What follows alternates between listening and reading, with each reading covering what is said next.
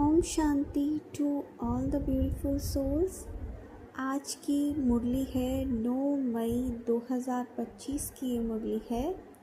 मुरली का सार है, मीठे बच्चे तुम्हें नशा रहना चाहिए कि जिस शिव की सभी पूजा करते हैं वह अभी हमारा बाप बना है। हम उनके सम्मुख बैठे हैं।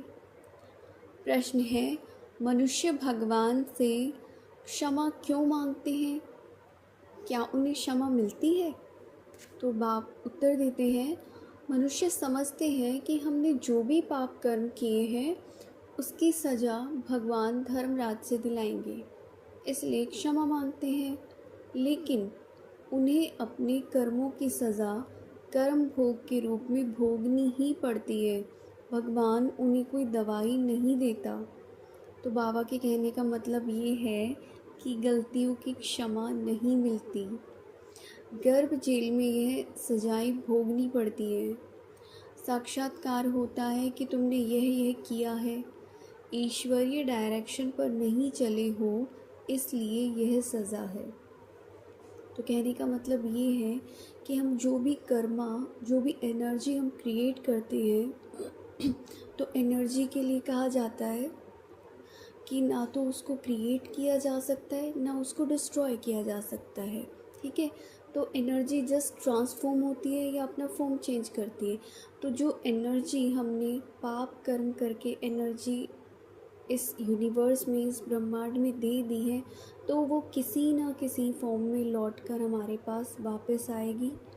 सिर्फ इतना किया जा सकता है कि उस एनर्जी का फॉर्म जो है उसको हम ट्रांसफॉर्म कर दें किसी और रूप में।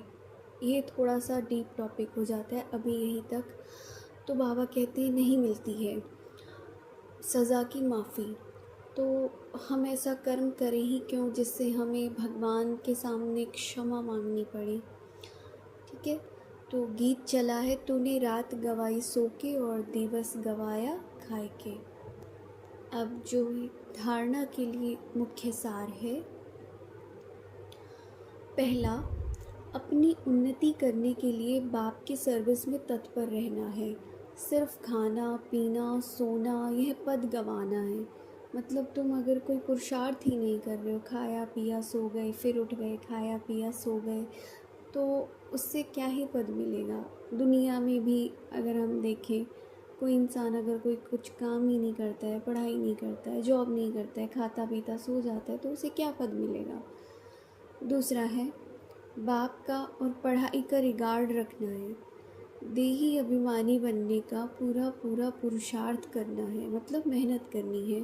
बाप की शिक्षाओं को धारण कर सपूत बच्चा बनना है। आज का वरदान है, ये फील करेंगे सर्वशक्तिवान हजार भुजाओं के साथ हमें ये वरदान दे रहे हैं। बाबा का वरदानी हाथ अपने सिर पर महसूस करेंगे। सेवा करते उपराम स्थिति में रहने वाले योग युक्त युक्ति युक्त सेवाधारी भव। सेवा करते उपराम स्थिति में रहने वाले योग युक्त युक्ति युक्त सेवाधारी भव।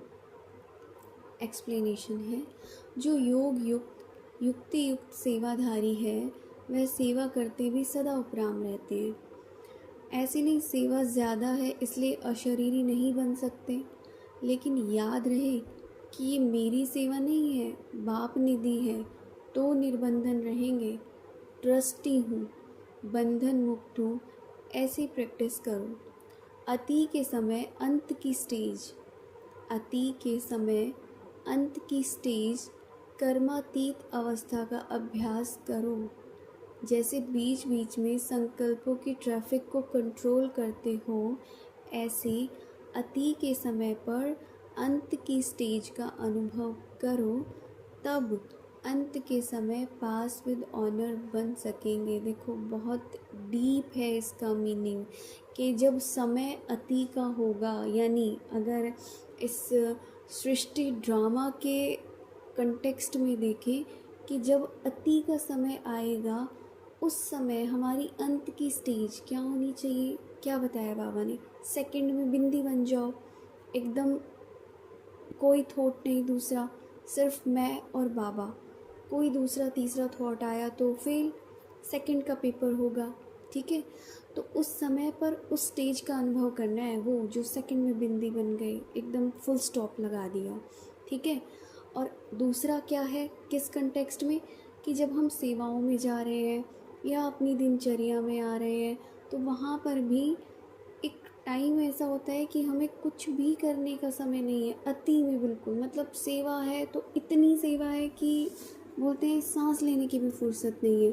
तो ये दोनों कंटेक्स्ट में सोचना है कि अब अगर हम इस अति में उस अंत की स्टेज यानी फुल स्टॉप बिंदी वाली स्टेज का अनुभव कर पाएंगे, तो जब वो असली में अति का समय आएगा ना, जब विनाश काल का अति का समय होगा, हर चीज़ अति में चली जाएगी, वहाँ उस स्टेज का हम अंत समय पे अनुभव कर पाएंगे, तो पास विद ऑनर बनेंगे।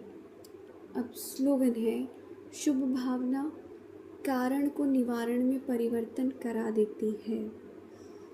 शुभ भावना कारण को निवारण में परिवर्तन करा देती है। आज का व्यक्त इशारा है किसके लिए, अपनी पर्सनैलिटी को रूहानी और प्योरिटी के पर्सनैलिटी धारण करने के लिए। क्या है, पवित्रता ब्राह्मण जीवन के विशेष जन्म की विशेषता है। ब्राह्मण जीवन हमारा क्या है, विशेष जन्म है, तो इसकी विशेषता क्या है, पवित्रता है। पवित्र संकल्प ब्राह्मणों की बुद्धि का भोजन है। पवित्र दृष्टि ब्राह्मणों के आँखों की रोशनी है। पवित्र कर्म ब्राह्मण जीवन का विशेष धंधा है। पवित्र संबंध और संपर्क ब्राह्मण जीवन की मर्यादा है। ऐसी महान चीज़ को अपनाने में मेहनत नहीं करो, हठ से नहीं अपनाओ। यह पवित्रता तो आपके जीवन का वरदान है। तो बाबा ने कहा है कि हठ नहीं करना है किसी भी बात के लिए, पवित्रता के लिए, मतलब अपने जो भी थॉट्स हैं उनको चेंज कर दो, ट्रांसफॉर्म कर दो। जैसे बताया, कर्म है तो क्या ये विशेष धंधा है, संबंध संपर्क क्या है, ये हमारी मर्यादा है। ब्राह्मणों का भोजन क्या है, शुद्ध संकल्प, पवित्र संकल्प। तो ये हमारे जीवन का वरदान मिला है, हमें कोई ज़बरदस्ती किसी ने थोप नहीं दिया है हमारे ऊपर। अपनी खुशी से तुम इस चीज़ को एक्सेप्ट कर रहे हो और खुशी से ही करना है, क्योंकि अगर हट से किया या किसी के कहने सुनने से या फिर मतलब बिना अनुभव के ज़ोर ज़बरदस्ती तुम किसी के साथ नहीं कर सकते हो, अपने साथ भी नहीं कर सकते हो, क्योंकि एक समय आएगा जब ये चीज़ें अपने फुल फोर्स में बाहर आएंगी। तो आप इन चीज़ों को कंट्रोल